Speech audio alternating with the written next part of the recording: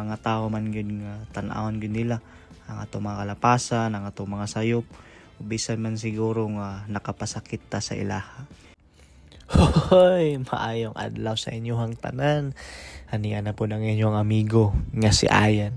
And this day, we will talk about Our past, present, and our future. So, some of us, we are defined by our past. Natay mga kaila, natay mga higala nga ginalockdown ta tungod sa ato mga nabuhat sa mga kaniadto nga mga adlaw. But unsaon ta man gyud nga dili naman gito mausab, naay mga tao man gyud nga tan-awon gyud nila ang ato mga kalapasan, ang ato mga sayop, bisan man siguro nga nakapasakit ta sa ilaha. This is the perfect time, the present, nga kung ginadefine ta sa ato ang kaniadto nga kinabuhi, pwede kaayo na natong mausab sa karon nga present sa ato ang kinabuhi.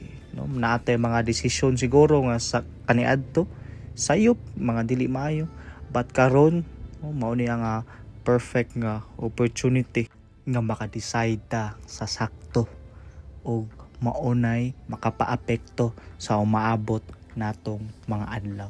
That is why we need to decide kung unsa gyud makapamaayo, not just sa karon nga adlaw but for the future.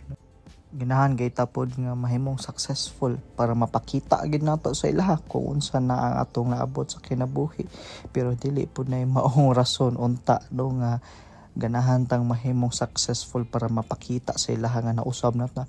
But we are doing this because of our family. We are doing this to help, not to brag ourselves nga ing-ani na ang atong naabot sa kinabuhi.